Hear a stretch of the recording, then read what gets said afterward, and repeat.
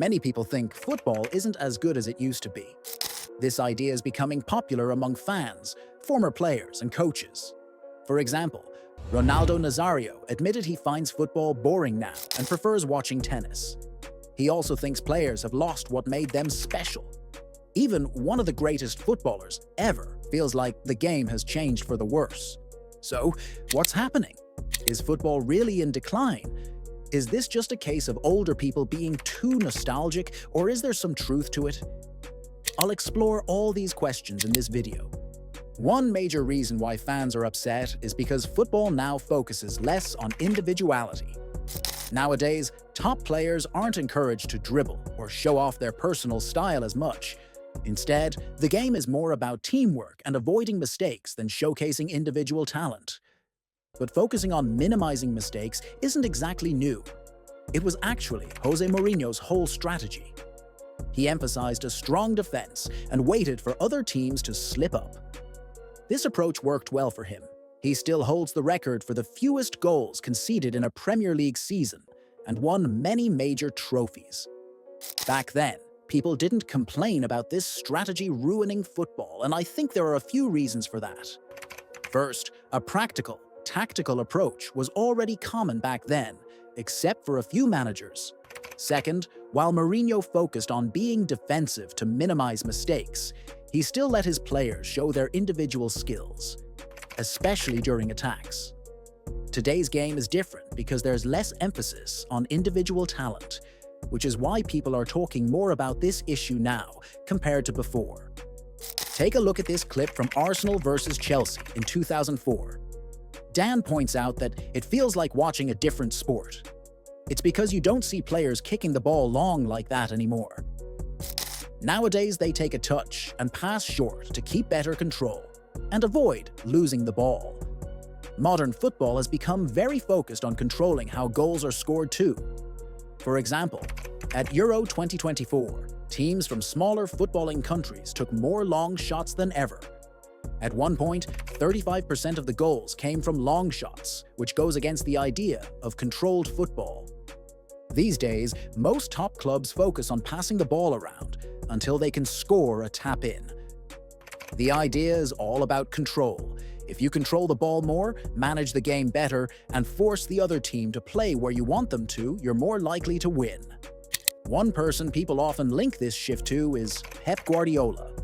Despite being one of the most successful managers of our time, he's also often blamed for, quote, ruining football. But before we dive into that, if you're enjoying this video, a like and subscribe would really help out. Much appreciated. Football experienced a seismic shift in 2008 when Pep Guardiola moved from coaching Barcelona's B team to their first team. His impact and success were so big that many teams either started following his style of play or felt they had to if they wanted to compete at the highest level.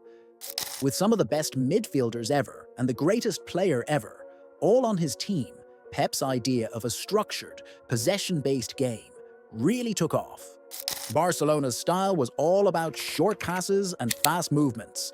They made it look easy to pass around any opponent, making it hard for others to even touch the ball, let alone score.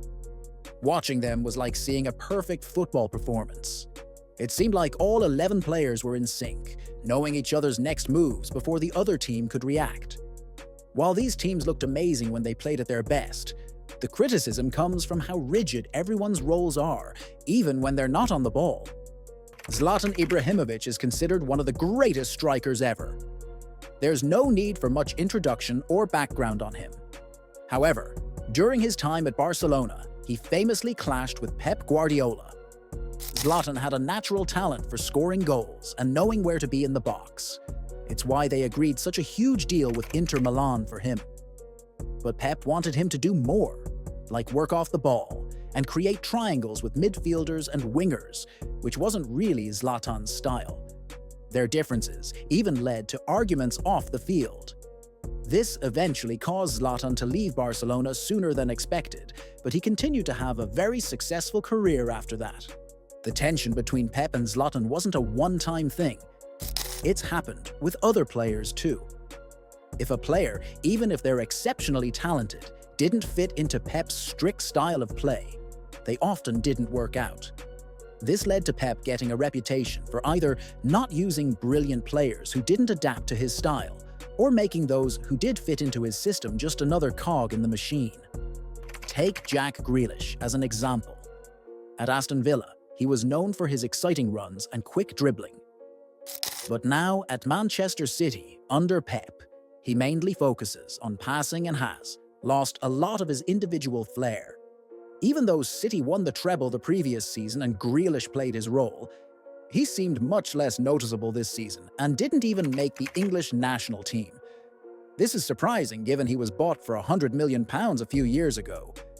Some people are also saying Haaland might be experiencing the same issue. He's no longer making those runs behind the defense and is now dropping deeper to pass the ball. Also, don't forget about Mahrez. He often clashed with Pep because he wanted more freedom on the field. Despite the arguments, Pep did help him improve from his time at Leicester City. Unlike Zlatan, Mahrez found a way to stay with the team and became better because of it.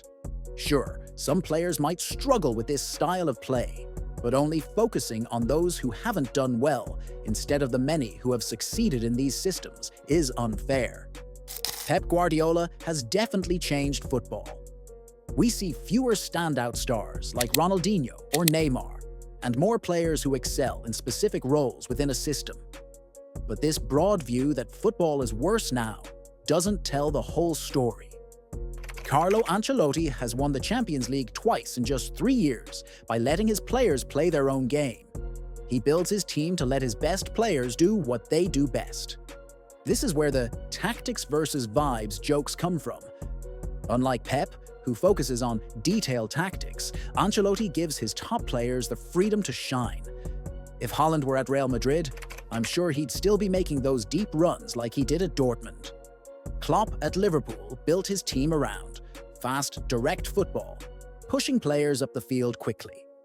Another example is Thiago Motta, who just led Bologna back into the Champions League after over 60 years and is now managing Juventus. He takes Ancelotti's approach even further, letting his centre-backs drive the ball all the way up to the opponent's box if they see a chance. While most managers today prefer structure and control, not everyone follows the same approach. Football is still a mix of different ideas, and any of them could eventually challenge the current focus on possession. Even within possession-based teams like Arteta's Arsenal, there's still plenty of excitement and creativity. Players like Zinchenko and Odegaard in the 2022-23 season were given the freedom to shine. As Arteta often says, his job is to put his team in good attacking positions. But it's up to the players to bring their individual brilliance to the game. Also, in many ways, football has improved off the pitch. It's more accessible than ever, with fans around the world able to watch almost any top match. International TV rights are growing rapidly. Players today are faster, stronger, and smarter than ever before. Instead of just kicking the ball around, we see more precise touches, leading to amazing passing plays. Fans also have access to a wider range of opinions and ideas through various platforms like this one. The essence of football is still alive and well, especially as fans continue to resist changes like the Super League, valuing the integrity of the sport over guaranteed profits. There's a lot to appreciate and be excited about in the modern game, but here's the big issue. Football is getting worse in a way that isn't talked about much. It has to do with financial trickery.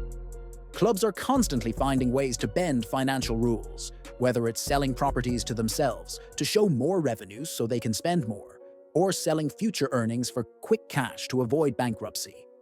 The financial side of football is going off the rails. Plus, there's the Premier League club that has won 4 titles in a row and recently the treble, but they've been charged with breaking 115 financial rules by their own league. Being owned by an entire country just to compete is another issue.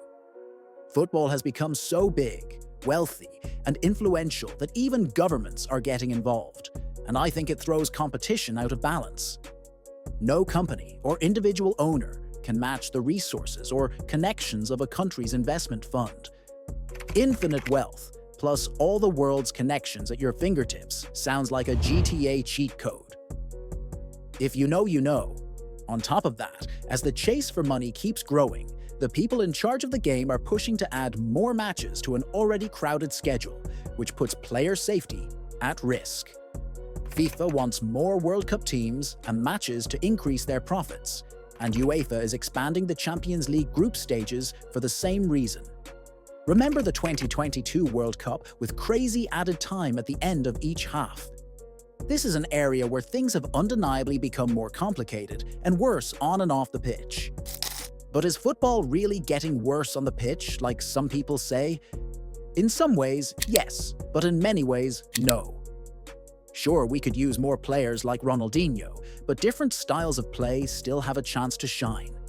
Even if the current trend lacks some of the old unpredictability, it's more intense and precise than ever. Let me know what you think in the comments below, and be sure to like the video, subscribe to the channel, and hit the notification bell for more football content.